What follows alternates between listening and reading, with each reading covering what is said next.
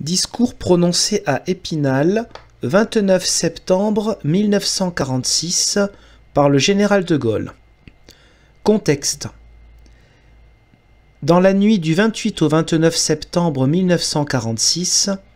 l'Assemblée nationale constituante vote le projet de constitution qui doit être soumis à la nation par référendum le 13 octobre.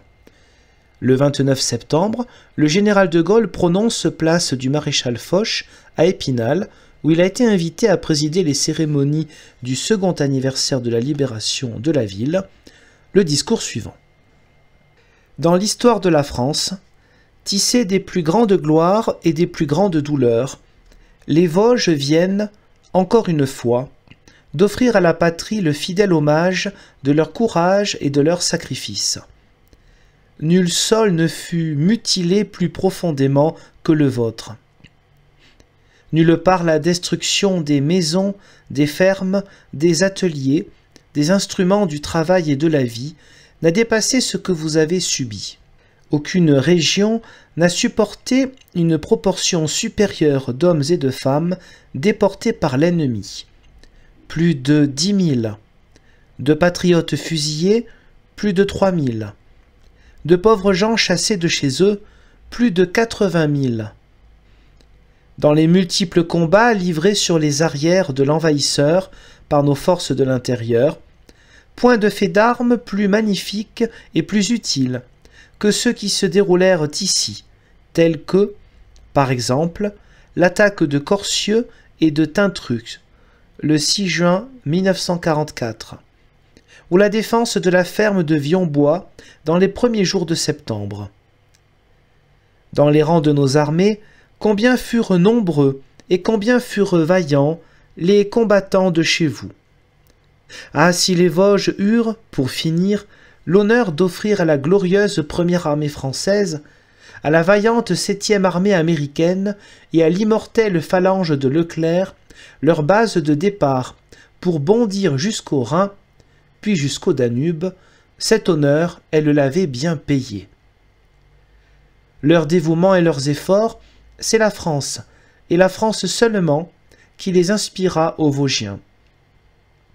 C'est pour servir la France, et la France seulement, qu'ils en ont porté la charge. C'est pour la France, et pour la France seulement, que sont morts ceux de leurs enfants qui ont semé de leur corps sanglant le chemin de la victoire. Quand il s'agit de l'indépendance et de la grandeur de la patrie, il existe, entre tous les Français, une solidarité vitale, un domaine commun et indivis, pour la défense duquel ils ont ensemble versé, de siècle en siècle, et tout récemment encore, tant de sang et tant de larmes que toute prétention ou surenchère en sont exclues, sous peine de sacrilège, et où ne peuvent être de mise que le simple respect et l'humble amour de la France. Mais justement, parce que tous ensemble, fils et filles de la même mère, nous partageons ses peines et ses succès, nous ne sommes que plus attentifs aux grandes leçons qui s'en dégagent. Après les événements terribles que nous venons de traverser, nous comprenons mieux que jamais quelle importance capitale revêt pour notre pays, comme pour le destin de chacun de nous et de chacun de nos enfants, la manière dont s'organise et s'exerce la direction de la nation. Nous mesurons nettement les conséquences que ne peut manquer d'avoir sur notre liberté, notre labeur, nos ressources, notre puissance, notre vie même, la capacité de l'État. Bref, nous savons ce que signifie et jusqu'où se répercute la valeur ou l'infirmité des institutions. Mais, dans ces Vosges qui furent et qui demeurent l'un des môles de la patrie, tant au point de vue de sa défense qu'à celui de son travail et de sa prospérité, dans ces Vosges qui ont tant souffert physiquement et moralement des défaillances antérieures, dans ces Vosges où l'on a toujours pratiqué la vie publique avec ardeur et avec raison, dans ces Vosges qu'inspirent encore les grandes pensées d'un Jules Ferry, on réfléchit particulièrement bien à ce que doit, désormais, devenir la République. À un moment décisif pour l'avenir de l'État, nous ne pouvions trouver pour en parler aucune ville qui, plus qu'Épinal, fût qualifiée pour nous entendre. La République a été sauvée en même temps que la patrie. Tout au long de la guerre, tandis que nous luttions durement, l'histoire dira au milieu de quelles intrigues et de quelles difficultés, pour réveiller, rassembler, mettre en œuvre les forces rompues de la France et de l'Empire, nous avons pris comme principe politique qu'il n'appartenait qu'au peuple français de décider de ses institutions, et qu'une fois réalisée la libération du pays et remportée la victoire, nous lui rendrions la disposition pleine et entière de lui-même. Le jour même où nous commencions notre mission pour le service de la France, nous avons assumé et proclamé cet engagement. Il y avait là, d'abord, de notre part, l'effet d'une conviction aussi ferme que raisonnée. En outre, dans un conflit qui, pour la France, était idéologiquement l'opposition entre le totalitarisme et la liberté, c'eût été se renier, c'est-à-dire se détruire soi-même, que de tricher avec son idéal. Enfin, en luttant pour tous les droits de la nation, ses droits intérieurs aussi bien que ses droits extérieurs, nous donnions à notre action et à notre autorité le caractère de la légitimité. Nous sauvegardions pour tous les Français le terrain sur lequel ils pourraient retrouver leur unité nationale, et nous nous mettions en mesure de dresser contre tous essais d'empiètement de l'étranger une intransigeance justifiée. L'engagement que nous avions pris, nous l'avons purement et simplement tenu. Dès que cela fut possible, nous avons appelé à voter tous les Français et toutes les Françaises, afin d'élire d'abord les conseils municipaux provisoires, puis les conseils généraux, enfin une assemblée nationale à laquelle nous avons remis immédiatement et sans réserve, comme nous l'avions toujours promis, les pouvoirs que nous exercions depuis plus de 5 lourdes années. Entre-temps, nous avons gouverné en appelant à nos côtés des hommes de toutes origines. Nous l'avons fait, certes, avec autorité, parce que rien ne marche autrement, et nous avons sans rémission, mais non sans peine, brisé ou dissous à mesure toutes les tentatives intérieures ou extérieures d'établir quelque pouvoir que ce fût en dehors de celui du gouvernement de la République. Peu à peu, la nation avait bien voulu nous entendre et nous suivre. Ainsi furent sauvées la maison et même quelques meubles. Ainsi le pays put-il recouvrer le trésor intact de sa souveraineté vis-à-vis de lui-même et vis-à-vis des autres. C'est pourquoi, soit dit en passant, nous accueillons avec un mépris de fer les dérisoires imputations d'ambition dictatoriale que certains, aujourd'hui, prodiguent à notre égard et qui sont exactement les mêmes que celles dont, depuis le 18 juin 1940, nous fûmes comblés, sans en être accablés, par l'ennemi et ses complices, par la tourbe des intrigants mal satisfaits, enfin par certains étrangers qui visaient à travers notre personne l'indépendance de la France et l'intégrité de ses droits. Mais si la République est sauvée, il reste à la rebâtir. À cet égard, nous avons toujours fait nettement connaître à la nation quelle était la conception du salut après les terribles leçons que nous venons d'essuyer et devant les durs obstacles que nous avons à franchir. Nous l'avons fait convaincus que cette conception répondait au sentiment profond du peuple, même si l'embrigadement dans les partis devait en contrarier l'expression. Nous répétons aujourd'hui ce que nous n'avons cessé de dire sous beaucoup de formes et en beaucoup d'occasions. Il nous paraît nécessaire que l'État démocratique soit l'État démocratique, c'est-à-dire que chacun des 3 pouvoirs publics, exécutif, législatif, judiciaire, soit un pouvoir mais un seul pouvoir, que sa tâche se trouve limitée et séparée de celle des autres et qu'il en soit seul, mais pleinement, responsable. Cela afin d'empêcher qu'il règne dans les pouvoirs de l'État cette confusion qui les dégrade et les paralyse. Cela aussi afin de faire en sorte que l'équilibre établi entre eux ne permette à aucun d'en écraser aucun autre, ce qui conduirait à l'anarchie d'abord et ensuite à la tyrannie, soit d'un homme, soit d'un groupe d'hommes, soit d'un parti, soit d'un groupement de partis. Il nous paraît nécessaire que le chef de l'État en soit un, c'est-à-dire qu'il soit élu et choisi pour représenter réellement la France et l'Union française, qu'il lui appartienne, dans notre pays si divisé, si affaibli et si menacé, d'assurer au-dessus des partis le fonctionnement régulier des institutions et de faire valoir, au milieu des contingences politiques, les intérêts permanents de la nation. Pour que le président de la République puisse remplir de tels devoirs, il faut qu'il ait l'attribution d'investir les gouvernements successifs, d'en présider les conseils et d'en signer les décrets, qu'il ait la possibilité de dissoudre l'Assemblée élue au suffrage direct, au cas où nulle majorité cohérente ne permettrait à celle-ci de jouer normalement son rôle législatif ou de soutenir aucun gouvernement, enfin qu'il ait la charge d'être, quoi qu'il arrive, le garant de l'indépendance nationale, de l'intégrité du territoire et des traités signés par la France. Il nous paraît nécessaire que le gouvernement de la France en soit un,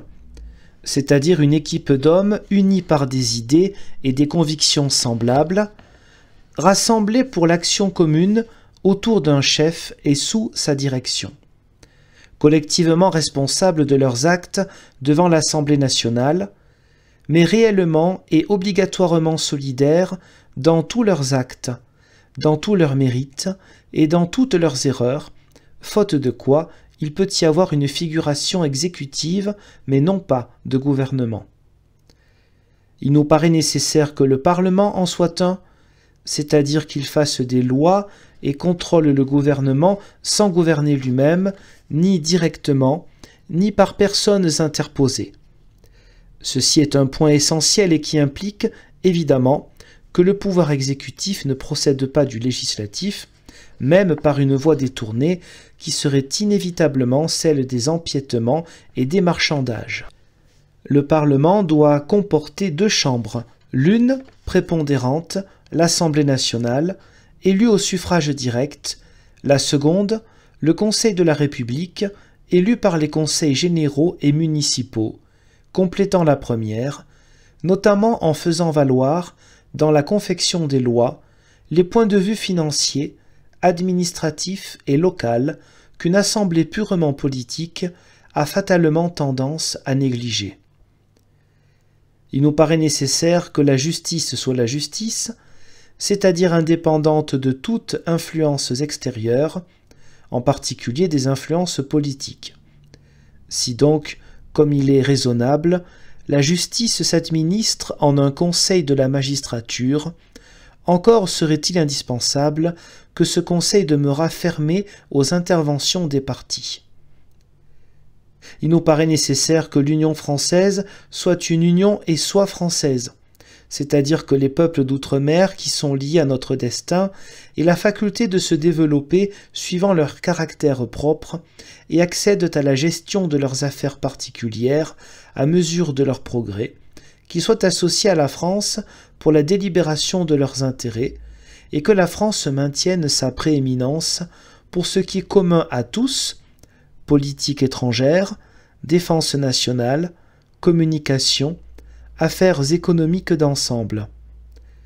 Ces conditions impliquent, d'une part, des institutions locales propres à chacun des territoires et, d'autre part, des institutions communes, Conseil des États, Assemblée de l'Union française, Président de l'Union française, ministre chargé des affaires communes à tous. Depuis que le travail constituant a commencé de s'accomplir, la grande voix du peuple a pu se faire entendre directement à 2 reprises, et chaque fois dans le sens de ce qu'il faut réaliser. Voici que, de nouveau, les constituants viennent de terminer leur travail, il convient maintenant d'en juger. Quant à nous, nous déclarons que malgré quelques progrès réalisés par rapport au précédent, le projet de constitution qui a été adopté la nuit dernière par l'Assemblée nationale ne nous paraît pas satisfaisant. Nous-mêmes, d'ailleurs, serions surpris qu'en fussent aucunement satisfaits beaucoup de ceux qui l'ont voté, pour des raisons bien éloignées sans doute du problème constitutionnel lui-même. Car c'est une des caractéristiques étranges de la vie politique d'aujourd'hui, que les questions s'y traitent, non dans leur fond et telles qu'elles se posent, mais sous l'angle de ce qu'il est convenu d'appeler la tactique, et qui conduit parfois, semble-t-il, à abandonner les positions qu'on avait juré de défendre. Mais nous, qui ne pratiquons point un art aussi obscur et qui pensons, au contraire, que pour la France rien n'est plus important que de restaurer au plus tôt l'efficience et l'autorité de l'État républicain, nous estimons que le résultat acquis ne peut être approuvé parce qu'il ne répond pas aux conditions nécessaires. Car enfin, alors qu'il apparaît à tous à quel point l'État est enrayé, à la fois par l'omnipotence et par la division des partis, est-il bon de faire en sorte que ces partis disposent en fait, directement, à leur gré et sans contrepoids, de tous les pouvoirs de la République ? Alors que tout le monde constate les fâcheux effets qu'entraîne la dépendance des ministres par rapport aux divers partis et le défaut de leur solidarité, est-il bon de faire en sorte que ce système devienne définitif ? Or, que sera l'indépendance du gouvernement si c'est de l'investiture de son chef par les partis que procède l'exécutif avant même d'être constitué ? Que sera sa solidarité si chaque ministre est responsable séparément et pour son compte devant l'Assemblée nationale ? Alors que tout révèle la gravité de la situation financière du pays, est-il bon d'attribuer à l'Assemblée nationale l'initiative des dépenses, de refuser au Conseil de la République la possibilité de s'y opposer et de faire élire celle-ci de telle manière qu'il ne fasse que refléter l'autre Assemblée ? Alors que n'échappe à personne l'importance que revêt pour chaque citoyen l'indépendance de la justice, est-il bon de remettre l'administration de celle-ci à un conseil dont la moitié serait élue par les partis ? Alors que les événements soulèvent dans les territoires d'outre-mer tant de courants impétueux et attirent sur eux les intrigues et les désirs des étrangers, est-il bon que les institutions de l'Union française soient accrochées à des organes sans force ? Alors que nos institutions doivent avoir pour base le libre choix des citoyens, est-il bon que ceux-ci ne soient pas consultés sur la manière générale dont ils voudraient élire leurs mandataires et que, pour l'avenir, on dépouille le peuple du droit qui s'était réservé de décider lui-même par référendum en matière constitutionnelle ? Franchement, non. Un pareil compromis ne nous paraît pas être un cadre qui soit digne de la République. Après d'affreuses blessures physiques et morales, la mort ou l'épuisement des meilleurs, l'engloutissement de la moitié de notre fortune nationale, la ruine de notre budget, les détestables divisions jetées, comme toujours, dans l'esprit public par les malheurs de la nation, la France peut et doit trouver son nouvel équilibre politique, économique, moral et social. Mais il lui faut, pour y parvenir, un État équilibré. Dans ce monde dur et dangereux, où le groupement ambitieux des Slaves, réalisé bon gré mal gré sous l'égide d'un pouvoir sans bornes, se dresse automatiquement en face de la jeune Amérique toute débordante de ressources et qui vient de découvrir à son tour les perspectives de la puissance guerrière,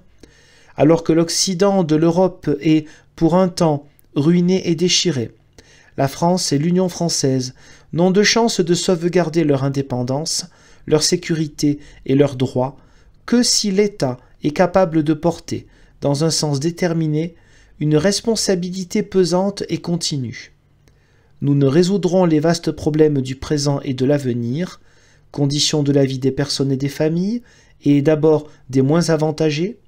activité économique du pays, restauration financière, réformes sociales et familiales, organisation de l'Union française, défense nationale, refonte de l'administration, position et action de la France dans le monde, que sous la conduite d'un État juste et fort. Ces convictions-là sont les nôtres, elles n'ont pas de parti, elles ne sont de gauche ni de droite. Elles n'ont qu'un seul objet qui est d'être utiles au pays. Ils le savent bien, et elles le savent bien, tous les hommes et toutes les femmes de chez nous,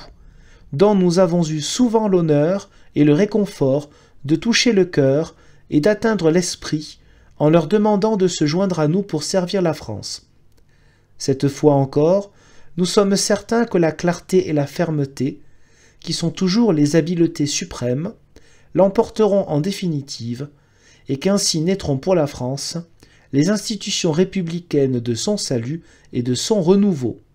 Vive la République, vive la France!